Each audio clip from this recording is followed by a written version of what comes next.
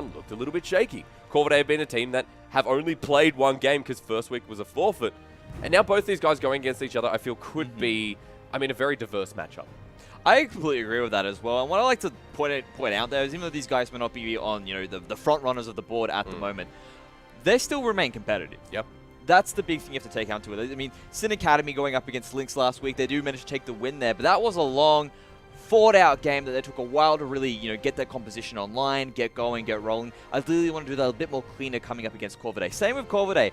They had some great moments of brilliance in their last game. In their game last week, but when I'm able to translate that to objectives, if they can clean up their play, get those objectives, that means that we can see a bit more coming out of both of these guys. I've seen that objective control struggle throughout. You're exactly right there. Now, 7.13, remember, ladies and gentlemen at home, is the patch we're moving to. And now let's see if this affects the pick and ban phase, because Zach is still a priority ban, but is Galio after some minor nerfs? Yeah, he's sort of been hit a little bit hard with that there. All of a sudden, when you do cut out those base damages, he's not throwing his weight around as early as he need to as well. As well as the fact that it makes it a little bit easier for you to actually maybe get some interrupts away from him, take away all that early game pressure. It's not just a wave clear monster.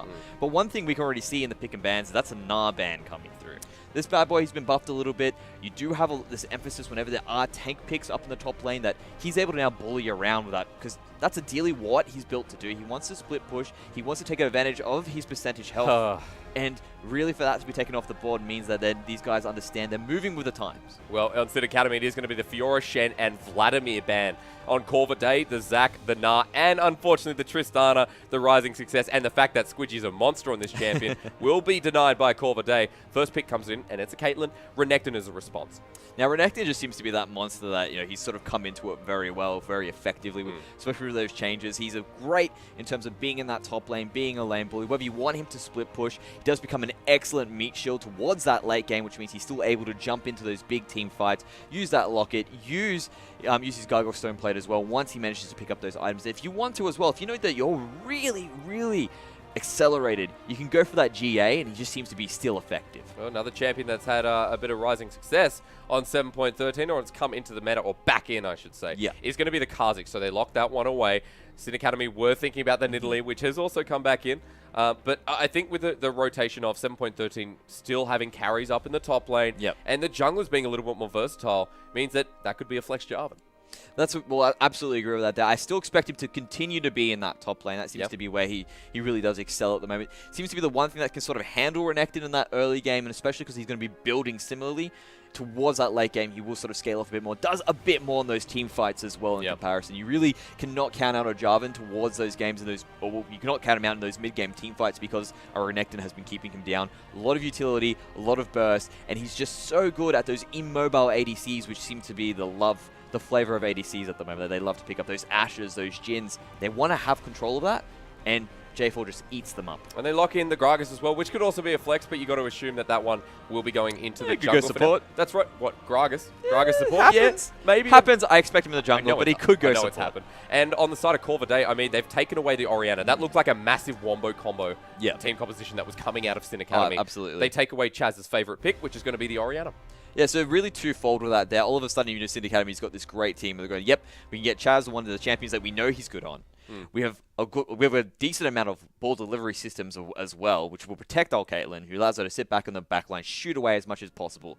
And to be honest, Corvidae have great champions that work with that as well. So threefold, really. Basically, denying a team composition, denying a pick, stealing it away, and at the same time, it works with what you've already got. You're not really just trying to force that pick into Tarkas. There we go. Tarkas basically forcing it down his throat. Nice. Okay, so Corvidae have yet to pick an AD carry. Sin Academy ban away the Twitch from Ozza. Yep. See if Ozza... we saw him on Twitch for the first time last week. He looked very successful, except the fact that Corvidae fell so far behind. And they were fighting from that deficit with a Twitch is still fun and exciting to watch, but it's not going to be as successful as if you're on level playing grounds. Corvidae take this opportunity to ban away the Corki. There is no mid laner yet picked or support in these first rotations. It's only the Orianna on Corvidae. Now they're going to have first pick. No Jhin available. What else can you pick up here if you're Ozza? It's hard to say, really. You can always just go back to the tried and tested, pick up the Ashe. That one's still available. Still works for pretty much any team composition. She's a safe pick in her own right because she's got excellent wave clear. You can basically control your lane, continue pushing forward. Or The other person that pretty much does fulfill the same sort of role, Varus. Again, great wave clear, is able to keep up with Ashe, and has great utility for the whole team. You've seen the bigger pick priorities coming through, and it's moved away from that utility into that hyper carry stage, or at least the more damaging AD carries, like the Kalista, like the Jhin is back in. Sin Academy, I'm surprised they got this pick actually available, but the Thresh locked in forever, and Yuzuki has just shown us him and BWAC are one of the best Threshers in the competition, and a nice pick to round out the team composition of Sin Academy with the Syndra mid. Yeah, I like what they've decided to go for here. They lost priority in the top lane, but they've picked up someone who can actually match it and do more towards the late game. You do have someone that goes even when going up against the Kazakhs. Kazakhs typically will have a quicker wave clear. One of the things that did change in this patch as well is the Bambi Cinder. It's a lot easier for Gragas to get, which means he's able to keep up with Kazakhs to a degree in that early game. And then you do have as well, I mean, looking into it, Syndra, who does have lane control early up against that Orianna. Orianna, though, sort of the same sort of switch up. Like, if you look at it vice versa, Corvidae have top lane priority, Sin Academy have mid lane priority. But the thing is that Orianna does just a little bit more in terms of team fights towards the late game, and the same for Jarvan. So these guys sort of flipped around in terms of their lane priorities. But there's still a lot of chain CC that can connect from Sin Academy, and I like this composition. I want to talk about it in a second. But Morgana was the last lock in there, and I think that needs to be highlighted because Morgana, new meta, new me, new day, but Dragon will lock that champion in, and that bottom lane now gets a little bit like, who can land the Q first? Oof, hard to say. I mean, the big thing here is that Morgana... You don't have to go into it and be like, let's think math. I'm not even thinking the math here. I'm just thinking basically the reactions we go into. Because if you see a hook coming out and you think it's going to land, Morgana just needs to throw in a black shield, and that completely negates what Thresh does. That's like the big thing. That's why everyone used to love Morgana, especially going into anyone who's Ras heavy. Like, Morgana is really good against Zyra for the exact same reason. She's really good at catching people out, or, you know, if you do decide to go for that big disengage and you've put yourself too far out there and you're going to get caught up by that rampant growth, absolutely fine. Morgana throws that black shield. Next thing you know, all the spells just don't matter, and you're able to get her out of there scot-free. I feel like the pathing, however, if we move on up to the jungle, which seems like it will have a massive impact in this game. Of course, it is going to be a J4 top, and it is going to be a Gragas in the jungle for Praelis. Gragas versus Kha'Zix, I mean, they have two different roles, and normally we see the Kha'Zix picked into maybe 1-3 or 1-4 compositions, but it seems like the win condition revolves maybe shutting down top side, and the jungler's getting ahead to influence both the top side of the map. Yeah, it's really tough when you look at it in terms of how these guys are going to work together. Yeah. Now, when you look at it in terms of Renekton wants to get going early. Renekton needs to sort of have that pressure to push out. J4 is more than happy to sit back and just sort of match that, make sure that he's keeping Renekton under wraps. So it's really going to be up to him to make sure he doesn't die towards those combinations, or the Kha'Zix and the J4 the Kha'Zix and the Renekton combination, which is something that Renekton can do easily. He just goes in for the dive, holds a couple, 1v2, holds those turrets. Typically, you're okay because you don't get isolated damage because you will be pushed in under tower. But then there's up to Gragas to sort of match that. Okay, you know what? When's a good time? When is Kha'Zix going to actually go for these dives? And he's more than happy to wait for that team fight skirmishing moment, whereas Kha'Zix wants to go around and really be aggressive and find those picks early. Well, it feels like on the Sin Academy composition, I mean, elongated fights, would you say favors them more, or is it more about that initial burst of the explosive cast, Cataclysm, unleashed power, and of course, down in the bottom lane, I mean, you've got a Thresh with pick potential, you've got Caitlyn as well. If everything whiffs from Sin Academy, if they lose their combo, I feel like they can recover it just simply because they have a Caitlyn and they have the potential to re-engage these fights over and over again. What I really like on the side of Sin Academy is they've got a great siege team. Okay, right, that's just the big thing. They've got the Caitlyn, they've got the Syndra. Yep. So they can actually sit back behind this beefy front line in the J4 and the Gragas, make sure they're protected fairly well across the board. And then from there, they will just continue to siege across the board. Throw the balls out, throw those shots out that pretty much Syndra will be throwing out there, and Caitlyn. Lay down the traps, hold the line, and then the moment you do manage to whittle down someone low enough, that's when you throw their ultimates out there. You get J4 to jump into the mix, make sure he's taking up those turrets and go for the dive. But a siege team going against a team that can really just initially wave clear, doesn't that kind of counterpick, you know, taking away the Orianna, I think, was a really good decision. Absolutely, yep. Really good decision there. And you got the Varus as well. I mean, the Morgana, yes, can press W and it is the support, but I expect something, you know, potentially like the Leandri's Torment to maybe be built third item. You know, going for itemization, you might... Zonya's, I don't know. I mean, how is Morgana built these days that's not in solo queue? Typically, though, with the change that came across recently, more around the 7.12, where they changed the support items as well, all of a sudden it makes sense, because one of the big things that was sort of hindering Morgana is her cooldowns. Okay. That's one of the big things about her. That's why typically you do see her in support rather in the mid lane, is that she doesn't have the same cooldown rotations. Her combos aren't just there. You know, you got the easy combinations with Riara, easier combinations with the Syndra. Something about Morgana, even though she's viable in the mid lane, that's why she's not really in competitive play as much, you know, in terms of, you know, keep putting Define viable. Basically, she's not as reliable in terms of making a fight happen. Okay. Let me put it like that. All That's right. the best. Like, in terms of Syndra, her reliability, you know, she's got her ultimate, or not her ultimate, or her ultimate deletes people. One, that's a big thing. Yeah. That's a big thing. But the thing is that her long range stun, that can go through minions, that can go through champions, that can stun multiple people. Hang on. Much more reliable than the engage from Morgana, which has to be that binding, because that doesn't go through minions. Unless you go for flash soul shackles. Yes, you go for a flash soul cycles, but the thing is it's like you're all in that situation. Sonya's then. Like you use Zonya's, and the thing is that you flashed all in, but if you whiff that, you're pretty much you can't do anything for 5 minutes. You're dead, and you can't do anything for 5 minutes afterwards, unless you're really on point. 5 minutes. Yeah, because you need the flash. But you'd have the cooldown, would you not? Because if you're Morgana, support, yes. Thunderlords, correct? Like, why would you do? You wouldn't do Deathfire Touch. Oh, you could. But I mean, I would expect Thunderlords. I would expect Thunderlords. You could still go Deathfire Touch, but I would expect you to go for the Thunderlords if you're going to be playing Morgana support. Okay. Because the thing is that you do want to be able just to drop your Tormented Soil, immediately get the procs off that afterwards, or basically you land your binding, drop the Tormented Soil, you get your proc, walk away, wait for the Thunderlords to come off, and that's what you'd have the 5% though. You do on You'd rinse and have the repeat. 5% cooldown reduction because you wouldn't go for Magic Pen, would you? You You wouldn't go for Precision. I would say you would go for cooldown reduction. You'd go for again, cooldown reduction. You're being, again, she's a champion that's hindered by it. You do benefit from precision, but again, she's generally hindered by her cooldowns. That's the big thing. Well, we are going to move into game number 1. Thanks so much for being patient with us. We did go through a quick pause, which I should have told you before, but hey, I was just lingering you on. Sin Academy versus Corvidae. Game number 1 at OCS week number 3. And although this is not the game of the week, both of these teams have shown a little bit of boost, a little bit of success. I've already started. You had to say it before we could do it, before we could push into it. I've already started. Yes, this is what I want to see. It's not a blitzcrank, but it's close. Pretty much, they're taking advantage of the fact that you do get that binding early, maybe force a quick flash out of Sin Academy, get some quick advantages across the board. I like what Corvidae are looking towards here, but Sin Academy are playing it intelligent, said, you know what, I see them all here, get some deep wards in the jungle there, but the appropriate response. Corvidae, after trying to find a pick, will just back off and go for the standard fan. We know that Corvidae's team composition is something that's real. I mean, in terms of wave clear, you have the melee wave clear from Renekton, as I was talking about before. Yep. Kazik's not going to provide much apart from that pick potential and that assassination, but that's still a kill threat. Corvidae's team comp can clear these waves, and Sin Academy might have trouble sieging if they're neck and neck by about that 30-minute mark. Oh, I completely agree with you there. I mean, it really does come down to the fact that, okay, you know, if we do want to be a siege team, you really have to look at it in terms of, all right, it's not about us getting those kills and finding the picks there. We have to starve out the resources of Corvidae if we do manage to get ourselves into that position.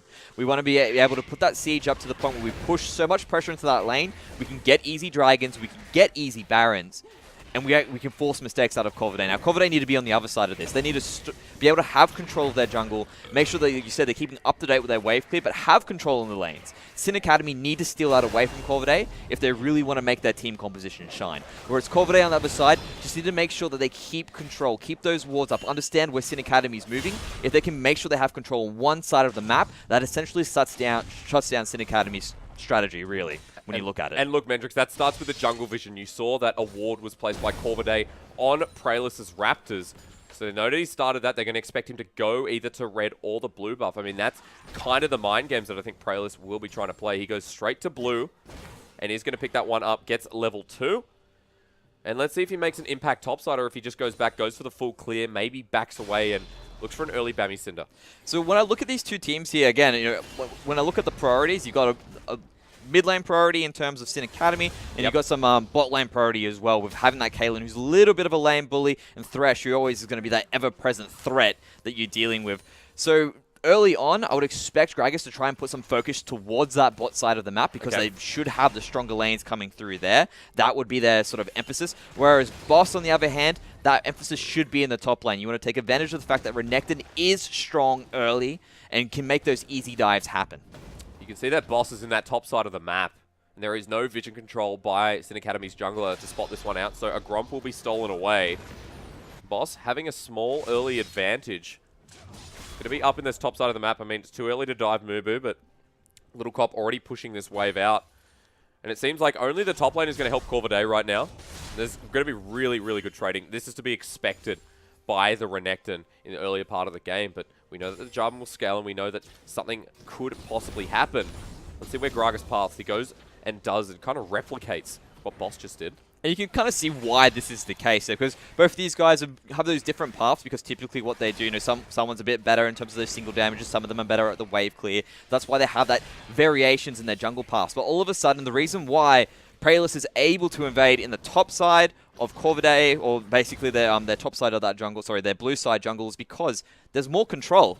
There's more control for him in that bot lane at that point in time. As you can see now, he needs to get out of there. Instantly, Corvidae is trying to see, you know, where is he on the map. As you can see, that's going to stop the gank, but they might find it anyway. Black Shield flays anyway. There's a death sentence flashed away by Dragon, and Praelis won't even need to body slam to make that one a reality. And already you can see the interactions of having that Morgana, because all of a sudden he goes for the flay, manages to hit it, but the Black Shield immediately negates it. They do a good job of forcing the flash out of him, because he has to avoid the fact that that hook might land. But here we go. Boss is taking advantage of this now. They know that he's there. A ward will spot him out. Decides to back the back of Raptors. Praelis is going to try and challenge this one. No level 6 just yet. Boss comes in. We'll take a little bit of damage from the Raptors. This is like, hey, give me a leash. Let's go neck and neck. 50-50, man. Absolutely. And the reason why Boss can do this at the moment is he manages to get in the end, but still, he stole away probably half, like a decent chunk of that experience by taking away the small Raptors as well. So all of a sudden, you can expect Boss to have a little bit more of an advantage in the jungle. You can see that in the experience there. And what I really want to take into account here is that all of a sudden, because of those lane priorities, you can see what the junglers are doing and where the advantages on the map are being built up. Bot lane now at a disadvantage because of it, because they had that priority, they forced the flash out, and because you had the invade from Praelis as support. All of a sudden, they're in the mid lane, or there's a bit more emphasis on the junglers for Corvidae, because the mid lane had advantage in that point in time. There it is. And then they were able to get some experience out of Praelis, who was trying to get some more advantage in the bot lane. Still trading back and forth. And that bot lane being a priority for Praelis, I mean, still, we've seen one gank, which was just forcing pressure and forcing out that summoner from Dragon. But that flash is not up for at least another 300 seconds. Praelis probably needs to go down and force that bot lane into a deficit. Squidgy never, if they get ahead, I mean, we said that Sin Academy need to be proactive before the 30-minute mark. We need, and Corvidae can just pull on back because they can negate this siege. If they go neck and neck, Mendrix, it was a case of Corvidae being able to maybe force after that 30-minute mark. And I mean, the Shockwave, it's a great tool. And the mid lane, I guess, comes into priority where the Orianna Shockwave is going to be so much better than maybe Chaz getting one pick. I completely agree with that.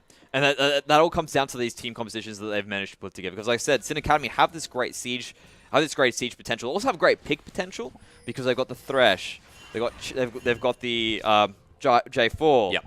They've got Syndra as well. Obviously, all these pick potentials are in place there. So if they've got control around the map, if they manage to choke that away from Corvidae, it makes it so much easier for them to set up, you know, not just sieges, but then just take those objectives. That's really what they need to do.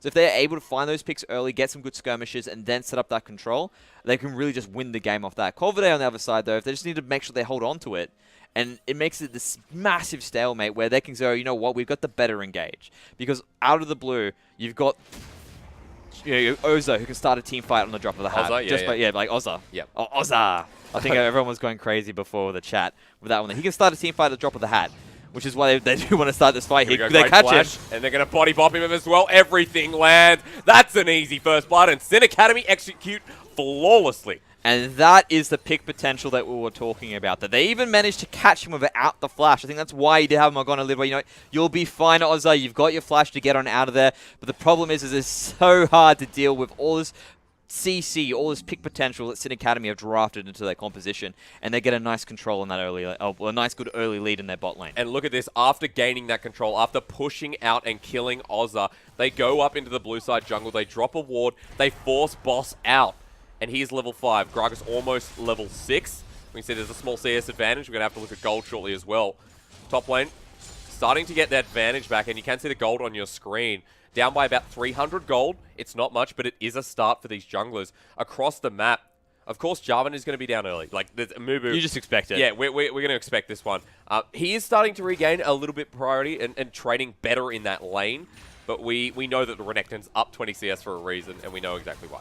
Yeah, and that's absolutely fine. Like, J4's happy to sit there and go, you know, that's fine. As long as he doesn't go completely out of control, everything's good for me to be in this, remain in this situation. But Sin Academy are doing more around the map. That's the big thing. You know, they go to, like, basically, Prellis goes down there, forces flash. Goes down there again, is able to go through and actually pick up a kill as well. Corvidae, though, I mean, Boss, although he's, you know, trying to farm up diligently, see what he can do, hasn't really made any pressure in the lanes at the moment. Hasn't really taken advantage of, you know, where all that strength is around the map. Because Orianna, Taka, he's actually had a lot of control in that mid lane in comparison. Chaz has been sitting there sort of having the waves going into him, which is typically what you don't see happen. So Chaz might be dropping the ball a little bit, but he doesn't mind now. Because I reckon all of a sudden, Prellis can go, yep, advantage in the bot lane, now I can start turning my sights towards this mid lane. But Corvidae is still placing so much priority on getting vision on those Raptors and around that bottom side of the jungle, so they can control some of the movements of Prellis. Boss now roaming down. Will be spotted out by a ward from Prellis, and Boss probably has to get the heck out there. Sentence lands, goes in with a flame. We know Gragas is here. The box will zone out. Dragon, here it comes. Ace in the hole. And the hole has been kept. There's the flash coming in. The shockwave to whiff, but it still will be traded 1-for-1 as Corvidae respond. Yeah, the support's basically falling down there. And I mean, the big thing you have to take into account there is there was a trade for supports, is that Dragon ended up using 2 of his summoners there, whereas Thresh had none. Which means that all of a sudden there's going to be a summoner advantage there as well. But Chaz is in trouble. Yeah, force a flash, scatter the weak onto Boss, will also stun up Taka for what it's worth. But yeah, no, Chaz at half health, forced out in the back of his lane. Both these junglers now have level 6. We saw it in that last engage. And you saw what Prellis is capable of doing. It was a great response for considering how deep Boss was in the jungle. But you see that Corvidae, just like that, turn it on. And their own response was just as good. Prellis still going to spot out with the help of Eva, secure that red buff. And there is still a lot of deep vision priority by Corvidae. I like it. I think it's a better style this week than the past couple of weeks. And I think Corvidae are kind of responding to that pressure that they've had from Abyss Academy and go, right, that was the top of the chain. How do we stack up against these other teams? And they started with vision control, and it's a really good start. Yeah, I like how they do manage to do that, because this is one of the things that all of a sudden you can capitalize on advantages around the map. If you can manage to capitalize on them, it doesn't matter who's down there. And all of a sudden you can see here that vision control allows them to actually get all this extra pressure. They know that at the moment, Little Cop is very strong. Yeah. And they get the first blood turret because of it. And they know that Prellis was bot side. I love that response. Sin Academy will be slow to the push. And you see bot lane have already backed off. Also is coming back down, but does he go back mid? I feel like you either send him top side, swap the lanes around. Yep. Or you just do what they're doing here. They're going to get Rift Herald. And this is completely unknown until Mumu pops his head in. Yeah, they will be able to pick that up as well, because there is no way they can respond to this. That is 5 members strong up in that top side. Yeah. Now, the big thing here is can Sin Academy get the Dragon? As you can see, there was a ping coming from Corvidae saying, you know what, if we get this quick enough, let's get on out of here and see if we can catch them out getting this Dragon. And there you go. There was a thought behind it for Sin Academy to make it happen, but Corvidae, they managed to get full control, get big advantages around the map from rotations. Not from plays, just purely rotations. The rotations look better from Corvidae right now, considering all the early game pressure they've had from the Sin Academy lineup. Seems like it's all been focused bot side, and while that was happening, they're going to use the advantage of a Renekton in this stage, who is 30 CS up. 40 CS up. Little Cop is going fantastic, and a guy that has been so efficient in the tank meta shows that he can also play these carries and also adapt to the composition that Corvidae wanted to run here. And I feel like going against that Jarvan, yes, Mubu should be behind, but should he be behind that much when there hasn't been that much focus on the top side until that turret was taken? Yeah, so I'm really finding it interesting now, these lane priorities that these guys are managing to do at this point in time. Like you said, you know, Little Cop, he's doing so well at the moment. Maybe, you know, you want to make sure that he remains in that solo lane. He's continuing to verse Mubu, but they haven't done that. What they've decided is go, you know what, Corvidae, there's a Dragon down here now. We're going to move our laners down there, keep that control. Sin Academy, on the other hand, says there's no tower there, no objective. Let's send our strong lane there to get that down as well. And now the trades are starting to form around the map instead. But here we go. They're already using the advantage of what they managed to pick up. The fact that they got that Rift Herald. This is a really, really good move by Corvidae. That mid turret is going to take so much chip damage.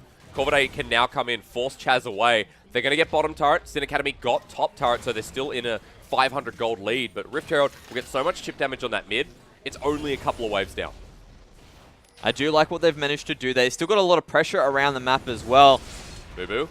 Let's see what happens here. Black Shield. Here's a Shockwave wombo combo deleted off the Summoner's Rift. Corvidae will take one easy picking from the Jarvan who just went too ham too fast. And this is what we're talking about. Corvidae doing a great job of vision control. All of a sudden, because they've done a really good rotation, basically they go, we know what to do around the map, where to rotate to, because we have this control. So they get an advantage from that there. They continue to keep that control up, manage to get the pick onto Mubu as well, and now they've got all the pickings that they want in that, to get that dragon at the end of the day. There is so much available to Corvidae at this point. They're allowed to just freely move around the map, and all they've really lost for it is that tempo in the bot lane. Corvidae now have just equalized that gold after being down by about 1,500, 2,000 gold. It seems like Sin Academy just kind of have to reset, and with both that top and bottom outer down for each of the teams, there is going to be a lot of mid priority. And we know that Corvidae with the Orianna, the wave clear, always going to make sure this mid wave is responded to, and can be a lot of more of those rotations that we've seen so far. Yeah, I think the next move is pretty obvious for most of these teams. It's going to be that mid lane. I think our next big team fight is probably going to be in the next, I'd say, 3 to 5 minutes or so. Because both these guys, Sin Academy want to protect that mid lane turret. Means that, they still have access to that dragon. That's one of the big priorities that seems to be the next moves around the map. Whereas Corvidae want to take it down. They'll just give them so much more option around the map. They have many more options around the map. And I mean, it's not often that you say this, but the Caitlyn is 300 CS ahead. 30 CS ahead of Ozza on the Varus. And the Varus normally feels like he's fine in that lane, and especially with the Morgana where the pick potential is so high at level 6. But they just haven't responded the right way. And with the help of Praelis, Sin Academy have had a comfortable early laning phase with the Caitlyn, who is 2-0 and has the Infinity Edge, has the Zeal, which is close to the second item. And normally, I don't feel like the Caitlyn should be this comfortable this early in the game. What I like to put into account there is that I get what you're saying, where Caitlyn's had a really comfortable ride, because really she hasn't been matched. No, she's had the jungle pressure. As soon as the rotations when it happened around the map, she was able to go to the top lane, so there was no problems there. Whereas that was a 2-on-1 up there. They continue to keep the pressure around for her. Yeah, and although she is up, yes, she's 2 kills up. I mean, you have to look at Ozza. Ozza, yep. Ozza right now. Maybe down in CS, but he's still got the same amount of kills, still has all that global gold that Corvidae's managed to pick up. He's relatively fine, and he was going into a lane bully. You would expect Squidgy to really take control of him and really push him around, but he's still doing fine as well. He's still going to be relevant when it comes towards those team fights. And so you having 2 relevant ADs when one person's been cruising and the other one's been having a bit more of a rougher time, it's not something that you want, or the position you want to be in, really. Yeah, Squidgy's had a really good time. He should be much further ahead. With all this vision control, and we talk about the bottom lane and how they've been using their laning phase, but Boss has just pretty much been living in that bottom side jungle now. He's been making that response, and Sin Academy, they lose their red buff. Dragon gets taken straight after. It is only a Cloud Drake, but Corvidae have put so much early priority on vision. And because of that, they are controlling this map, and Sin Academy just feel like they're one step behind of these rotations. They group up mid now, and Corvidae are already there. Waves are going to be easily cleared. You got Taka, who's got a level 11, so level 2 Shockwave. And Praelis is up in this top side now, just trying to find the remnants of that vision control and see if he can pick up a bit more farm, rush into that level 2 ultimate with lower cooldowns. See if he can make a play against Corvidae, because they need to start switching on. I like what you say about that, because it seems Corvidae has identified what Sin Academy's win condition is. These guys need to make sure they've got control around the map so they can make those picks, and they can set up their sieges. So Corvidae's gone, you know what, let's put a little bit of emphasis on making sure we've got that control around the map. They lost a little bit of early pressure for it. You could see that all of a sudden Praelis was able to make those moves in the bot lane, because rather than Boss trying to force kills everywhere, he's just walking around putting control in the jungle. But now that means that Sin Academy can't make those picks that they've been wanting to make this entire time. Corvidae's been able to wrest that control from the map, get the objectives, which at the end of the day, this is a team objective play game. And now they're the ones well in control of the driver's seat, because yeah, they've got the air Drake. That means they can rotate around. They've got plenty of vision control around the map, which they excel at team fighting. That's what their team can really do. Yeah. and Sin Academy can't set up their sieges. So they can't set up their sieges, they can't set up their picks. So it's effectively reducing the options available to Sin Academy, and Corvidae can do as much as they want. Well, the thing is, what happens if you set this up as a Dark Binding will miss onto Ever? Because Little Cop is just in this side lane 50 CS ahead. And as soon as you alleviate some of the pressure and go to maybe mid or wherever you're going to find us, we might see another pick going through. Oh, the Wombo again. Followed up. Corvidae just execute and put everything into Ever. Now it is a 4v5 and Corvidae getting another pick on the map. Immediately Squidgy's responding, saying, you know what, let's get all these traps down straight away, because you would expect Corvidae to start putting all the resources towards that mid lane now that they managed to take a champion off the Rift. Immediately, that's the response from Sin. Let's just put everyone there, get everything down, put down your abilities, any sort of form of control that you would have. And Corvidae aren't really taking the bullet for it. They're saying, no, well, let's continue to just have control around the map. Let's keep Little Cop in that bot lane. We'll send Ozza up towards the top lane to continue that wave clear. We'll just reset for the next team fight. Do you need to converge on Little Cop? Let's come back to the Renekton. Do you need to deal with this Renekton before you try and force that siege? Do you need to take Little Cop off the map? Because if he continues as he's going, I mean, Mubu will not be able to split against him soon. Yes, he is 0-0-0. But he's still 50 CS up. He looks like he's close to the Titanic Hydra. At that 2-item point, where the Jarvan hasn't picked up his first item, does the Renekton become undealable unless you have 2-3 members? No, I think typically as the game goes forward, Mubu should eventually be able to deal with him.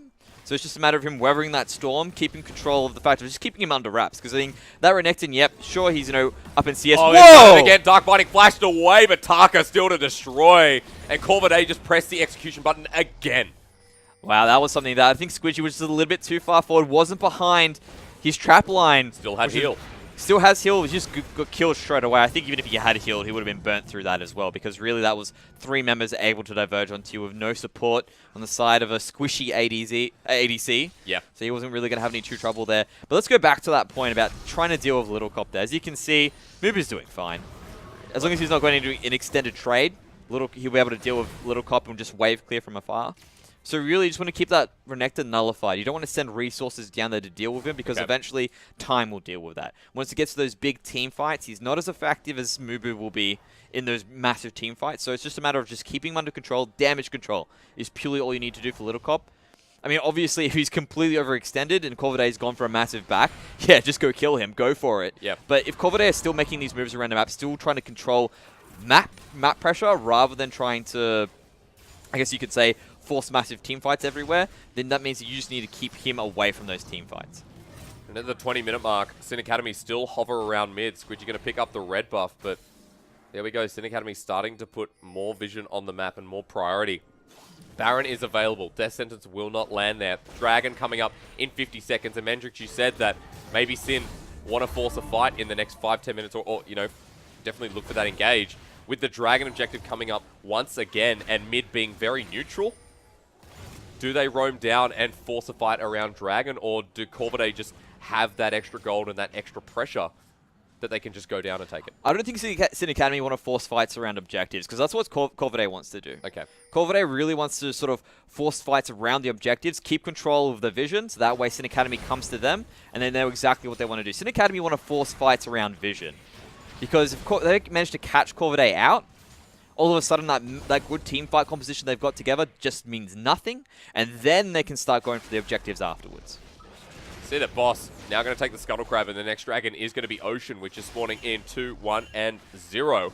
As it jumps in onto Summoner's Rift, and Corvidae, are they just going to start this one up? They're going to drop a ward behind the pit. Boss doesn't start it just yet. Everything just kind of resets a little bit. 2,000 gold lead at the 20-minute mark. And Corvidae playing this early game very, very well. Could just neutralize Sin Academy ever. Looking for that pick. That'll get Sin Academy back online and could potentially lead to taking this mid lane outer turret. Alleviate some more of that pressure, as well as opening up the map. And there it is. There's the Death Sentence. They don't go in. They force the Black Shield. But that has kind of a short cooldown. Going to be about 15 seconds, I believe. Now they reset, looking for another engage. As you can see here, they're just trying to clear out around that vision. They're trying to force the Dragon. They want to make sure they've got control somewhere, and they want to get a pick first before they do anything. But it looks like Corvidae finds it first. In, Shockwave is only going to pick up Ever. Explosive Cast sends Taka back in. Teleport going to come through. And Sin Academy, they've executed this one a lot better. They will just take the one pick, but Corvidae overextending and getting caught out. Yeah, and the reason why they were able to do that was because you still got that pressure on the bot lane. Mubu was there in the end and was able to stop that fight from happening. As you can see, they're going to be trading that kill for a turret most likely down there. I think they're going to be sending them Prayerless down there to deal with it, but Sin Academy should get this turret in that mid lane for it. I mean, there is a lot of wave clear, but there's also a lot going on for Sin Academy as they chip away at this turret. Minion wave going to be taken down. They have to be careful. Eva going to get locked down by a binding. The Death Sentence again not going to land. Sin Academy, I mean, that is a good pick, but there is really, really hard to siege on this Corvidae composition, like we said. Yeah, they're just holding on by a thread there, that tower there. Just a slither. I reckon this wave should be enough to take it down Will as well. Though? Look at the wave clear, Medrix. Here we go again, but it's only got a couple of chips. Death Sentence now lands. Black Shield pops Dominus. Will Little Cop go in? No, he backs away. And Corvidae doing exactly what they need to do, which is just let it go down, clear out the wave. Yeah, they don't want to force the fights at the moment. Corvidae are up in gold. They do have a bit more in terms of those objectives, and especially adds to the fact that they were up in gold and that tower just went down. So Sin Academy want to go back, buy that power that they managed to collect by getting that gold. Yeah. And then they can look towards those fights there. Again, these guys want to continue to fight around that vision. They want to wrest the control that Corvidae has managed to stamp on this map well and truly before they even try to look for a team fight. Boss now going to use this opportunity to sneak away the Ocean Drake, and Eva going to be popping in the back of the pit. He knows this one's getting taken. But they might just leave this and give it over to Corvidae. So another Elemental Drake going to be sitting nice and pretty on the lineup. That gold has slimmed to about 600 after getting the pick away. But you do have a 2-0-2 Orianna. You got a 2-1 and 1 Varus. On the other side of the rift, Caitlyn has the rapid fire cannon. Looks like it will be double Zeal. Moving away potentially from that Renan's, going to something like the Static Shiv, which has been coming up in 7.12 and 13. Yeah, I completely agree with that there.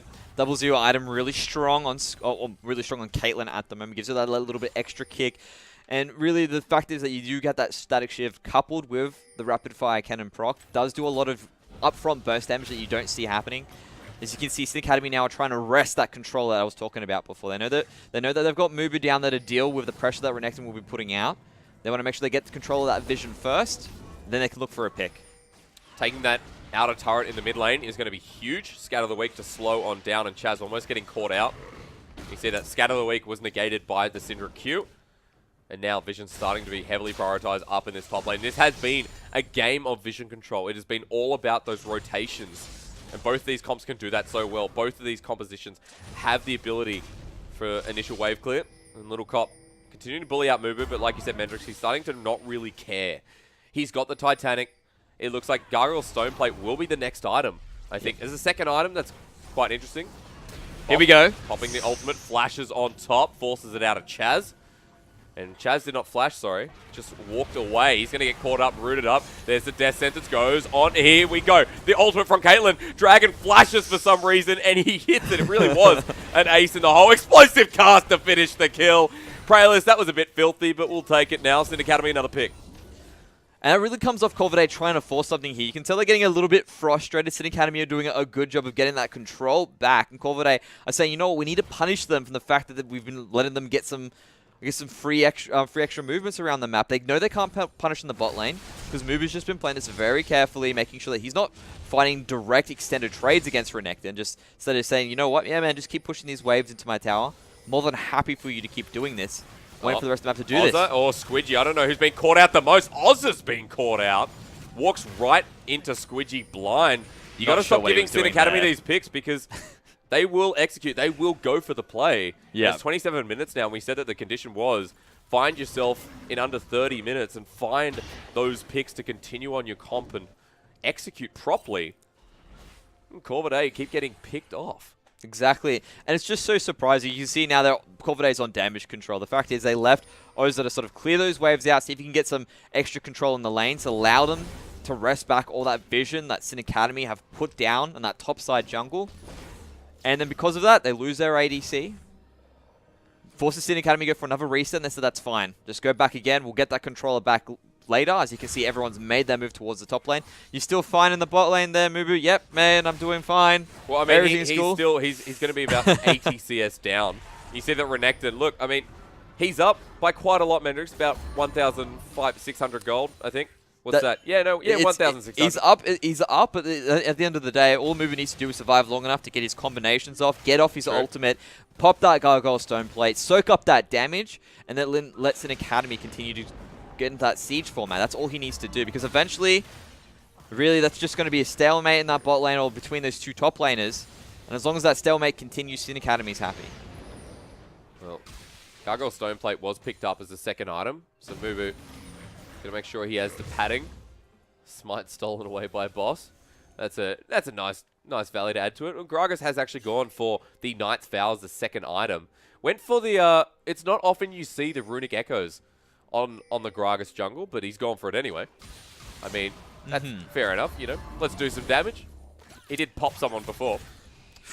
As you can see now, gives you that little bit of extra wave clear. It gives you a little bit more upfront wave clear, because rather than going for the Bambi Cinder, what it means do you need wave clear with this comp though? Like, I mean, I feel like you've got enough. you have a Syndra, you have a Caitlyn, and you have a Jarvan. Well, it's not about wave clear. What I mean by that, it gives you more jungle speed. That's the big thing that you're looking for the wave clear. Because again, one of the things with the Bambi Cinders, you're building HP. Unless you complete it off the first back, it's going to be a bit hard for you to make anything happen with it. Lovely interruption there. Lovely. Every single time they're trying to make a pick, Black Shield. No problem with everything there. Right, there we go. Mobu finds it. Finally executing. Teleport going to come and channel in as well. Corvidae don't look like they want this fight, but there's almost a 5-man binding. The box is dropped by Sin Academy. Corvidae still chasing this one on down. Dominus has been popped, so it looks like they will be committing. But Corvidae just not finding the front foot forward. They will disengage. Jarvan's out as well. And forcing a couple of summoners out of Corvidae. Looks like it was a long-term plan. But Corvidae is still going to be coming on down. And if they break this outer, could be great. Shockwave there. It's a 2-man. They're trying to execute the Wombo combo. Explosive cast to get out, but Mubu's gone back in. Sin Academy comfortable behind their turret. But how comfortable? Ever picks up 1 kill. Big team fight is still erupting underneath this turret. Sin Academy to trade off 1. Make it 2. As double trouble, Corvidae take themselves down. And Sin Academy still getting numbers on the board. Wow, this is great. Now, one of the big things I mentioned, when you have a siege team... Oh, here's more happening. Almost bursting down Squidgy. Taka is an animal right now, and Chaz does not like the petting zoo whatsoever. As Corvidae will find that pick off, get them low, and this turret has just been weak at the knees. All right, there. A lot of action coming through. We're going to try to see if we can break down everything that happened there. So all of this, most of the disengage tools were used by Sin Academy. After that teleport play, it just did not work for them. Corvidae were able to force them back. Yep. They were saying, yep, you know what, we can get this mid lane turret for it as well. They might have pushed a little bit too far going into it, because the great thing about siege teams is that they're also good at holding their own turrets if they need to. And you can see what happens when Squidgy is uncontested, when Chaz is uncontested, and allowed to basically reap havoc from that back line. But Corvidae, being strong in that team fight, were able to hold steady. They lose 2 members for it, but they get the objective in the end. But we saw what happens when Jarvan uses his Cataclysm. Early on, then they force a team fight. I mean, Sin Academy, yes, were underneath their own turret, but no Cataclysm. Corvidae say no worries. Because Little Cop is free in these fights, and the ability for Corvidae to roam around and pretty much execute, as we saw here, is... have a look one more time, Mendrix. Corvidae were comfortable knowing that there was no Cataclysm. Yeah, absolutely right there. Especially add to the fact that Little Cop is really big at the moment with that extra gold. Able to jump in. Look at how much he's able to actually tank up there. The fact that Little Cop is able to do that and... Oh, well, he ends up foot dropping at the very end. He's not survived. He's able to remain in there for that long. Means Corvidae can continue all this pressure they managed to do. Sin Academy try to wrestle back what control they did after, sort of, I guess you could say, winning that team fight. But there's still a lot of healthy members for Corvidae. And they managed to force them off that turret and get the kill in the end. Corvidae feel like they can sustain, you know, these elongated fights with an Ocean Drake. And, you know, you've got an Orianna who has almost that 3-item spike. Looks like it will be either the Rabadons or the Void Staff coming as a 3rd item. Baron was hit by Sin Academy, but instantly disengaged. And Corvidae might just have the inside track to mid lane. Yeah, they do have that inside track now. Sin Academy are running back ASAP to get there. Banshee's Veil is going to be more than enough to keep us alive. Nice Cataclysm! Demacia, he shouts out. Corvidae have been caught down with their pants down between their legs. 2-man Shockwave. Only 4 members are here. Explosive Cask and the Wombo. Little Cop will pick up the Thresh, but can they continue this fight? We said elongated fights might work for Corvidae, but not if they're bursted out. 2-4-1 is what I'm about to say. Sin Academy will find Little Cop, and Sin Academy execute nicely. And there it is at the end of the day. They don't have the vision available to them, Corvidae. They continue to make the push happen. It's an Academy strike. And we're talking about how, yeah, Mubu, he's down on CS. Doesn't matter. As long as he gets his combo off, as long as he's able to get in there and start those team fights, that is all Sin Academy needs. And now they're capitalizing around the map. Yeah, great rotations down into the bottom lane to just take away another objective. And that inner in the bottom lane goes down without a fight. Boss decides to use this time and clear some vision around the Baron, which is really all you can do. There is a 1k gold lead that has been in the loins of Sin Academy and growing. And it's now Sin Academy. They managed to pick up a mountain as well, now that you think about it. And it starts to get dangerous because now they're the ones in the driving seat. As you can see, they're probably going to jump in there, wrestle all of that control away from Corvidae, who are going to be going blind into these jungles. And it's just so strong going into these picks. And if that means that Sin Academy can basically use the next 10 to 15 minutes to either get a pick and then win off that, or just continue to choke out Corvidae's pressure, continue to get those objectives. Because if Corvidae don't force a team fight, probably in the next 5 to 10 minutes, and no sieges are happening, I guarantee you, Sin will have a Baron. Well, Taka has the Rabadons. That's a 3-item Orianna that has been hitting these shockwaves onto Chaz, onto Squidgy, on the squishier members of Sin Academy. So I guess, you know, there is going to be a lot of bursts. There's going to be a lot of potential for Sin to be caught out. And Corvidae now hiding in the brush. Let's see what happens. As you can see, everyone's going to be throwing out all their abilities there. Which land? That one doesn't. Corvidae still hanging around this Baron, and they have ensured vision control, so there is no going to be sneak. There's going to be no sneak, sorry, as my English fails again, from Sin Academy. And it's all about Eva and Squidgy. You know, you talk about Chaz, but let's face it, Chaz is going to be further back. Squidgy never have been playing very aggressively in these fights, and sometimes it's worked, but sometimes it has been the reason why Corvidae have been so easily able to capitalize. Completely agree with that one. And now what I want to take a look at here is Sin Academy. They say, you know what, let's just forget about going for that Baron there. We do not have the vision for it. Let's force it down that mid lane so we can push Corvidae out of the jungle, and then we can safely move into there. And that's great play from Sin Academy that actually wrestle that control back. Chaz is by himself. We'll take the Dark Binding. Here comes a TP. Banshee's Veil is down. Mubu in the back has used the teleport. It's a 4v5. Little Cop has teleport, but he's a little bit late to respond. Now it comes channeling in, but the Cataclysm has been put down. Taka the first to go. That's the Orianna. That's the control of the fight. Corvidae have to use the redemption. It's Ozza. He's low as well. Body slam into Boss. And Little Cop trying to 1v4 like the machine he is, but even he is forced to flash away. And Sin Academy have done it again. With Corvidae being slow on the return, 2 members down, that will be Baron. And that was because Sin Academy were proactive to make that work. They push out that mid lane, move towards the Dragon Pit, put down that deep vision, which allows an early teleport from Mubu. And he just jumps in on the big priority target, the wing condition. What's happening? Been caught out again. The Syndra's on the other side. Dragon has to run away, almost bursted down, but with a low Morgana, Boss is on the back of the pit. Can he go in and steal it? It's at 3,000 health. A lot of Sin Academy members, they're very, very low. Boss is on the other side. Jarvan goes on over and Chaz takes him down. That means Sin Academy are going to get the Baron. And they find Ozza as well. And execution has been the name of this game. But Sin Academy, they put the words in my mouth. That was great from that there. And all of a sudden, you can see what happens when J4 is just able to do his combinations. If he manages to get him, he's got big damage himself with that Titanic, with the fact that he's got a decent amount of health stack on it. Sin Academy managed to get so much from so little, and it's just an immediate turn on because they've got control, because they've got that vision, and they find the picks, and they identified what Corvidae's win condition is in those team fights. That Orianna, like you said, Taka, is big. And when they see that they've got an advantage to make a team fight happen, that is the priority target. They take him out, and they're able to win the team fights and take all the objectives. Corvidae feel like they're not using these ultimates. They're not using it at the right time window, or they're just not using them at all. And Sin Academy are finding these right windows. They're saying, hey, it's our game to lose. 5,000 gold lead at 37 minutes. A team comp that we said, okay, Corvidae can keep it even, and then they can force, and then they should be okay. But if you can't execute this team comp, Sin Academy, it's simple. Keep the Caitlyn alive. Keep the Syndra alive.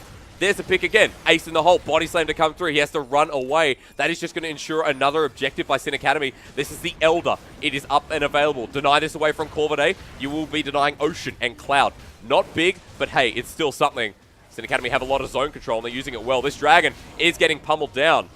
Here comes the team fight. Ultimate use, bit of a wombo combo, the shockwave only on one. Body slam is big, explosive cast into the Cataclysm. Sin Academy look pretty good right here, and even Little Cop can't get on a Squidgy. He's half health. Oriana to flash in, but it's not enough. Squidgy over the wall, positioned like an absolute genius. Tell your professors, tell your lecturers, because Corvidae run for the hills with something tucked between their legs. It is going to be their shoes, because they're not wearing them. It's a hot ground. The floor's lava. Sin Academy, take the ace. The floor is definitely lava, and Corvidae was sitting around too long on those fixtures, trying to make a jump happen. They go in late. The Dragon falls. Sin Academy gets the burn, and it's just an easy team fight from there. And it all comes down to the fact they were able to hold on, keep that vision control, and they were able to basically choke out those objectives, and that was made it easy for them to get those big team fights at the end. And Sin Academy, Squidgy, definitely going to be taking this game in good style. Dragon even leaves. He's unhappy with it, but Sin Academy will take the win over Corvidae. And although in the early game, Corvidae showed promise and showed response, it was Sin Academy that played the execution game. That was just so big there. I mean, that was incredible how they managed to hold on, get the vision control back. Because I thought, you know what? This is pretty much going to be over for Sin Academy if they don't make something happen. Corvidae was so vigilant. Yeah. They were so diligent in making sure they kept control of that early vision control. Oh, it just blew my mind still. And because they were able to do that, they were able to have control of the game. Sin Academy just had no options early, but then they managed to hold on, wrestle that control back, then they get the picks. Then they get the objectives, and they were able to win from there. See, if it did feel like Sin Academy weren't switching on at the right time, but then it was all about execution in the end, Preacher.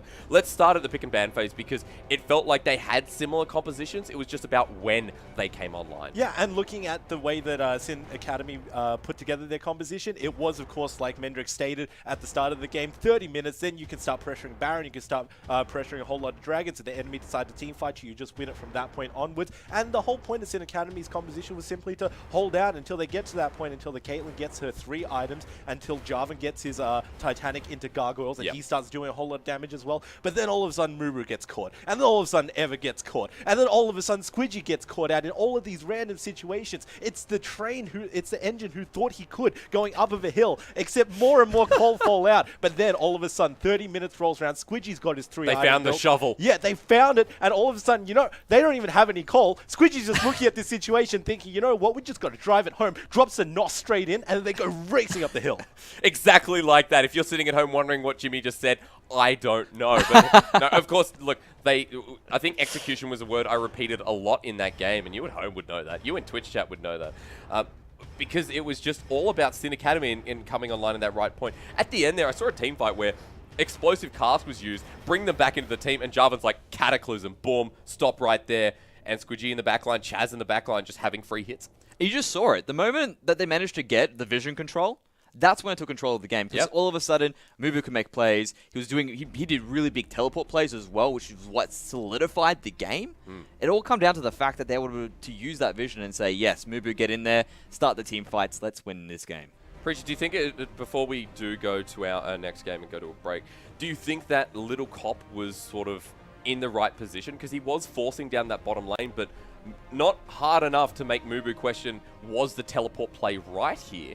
Or, you know, like, should I still be in this lane? It was like, Little Cop, yes, I will teleport after getting a bit of chip damage on the turret, and then I'm too late anyway. Yeah, it was incredibly janky to watch Little Cop try to split push as a Renekton. He was trying to do it well into the 30-minute mark when, you know, Renekton starts to fall down, and Jarvan can, at the very least, hold his even against him. Renekton was pushing up, but throughout the rest of the game, we saw that he just didn't take any turrets. It was always his bottom side that was taking all the turrets. He never actually pressured any of them, so it was really a no-brainer for Mubu to just teleport in and get that really good fight that secured them to Baron. All about that positioning, definitely. Well, we are going to go to a 5-minute break, ladies and gentlemen, but coming up next is our game of the week. Sure, they may not have Babbitt, but they have surprised us many times before. We are going to have Abyss Academy versus Legacy Genesis in game number 2, so don't go anywhere. I'll fix my hair. We'll see you in 5 minutes.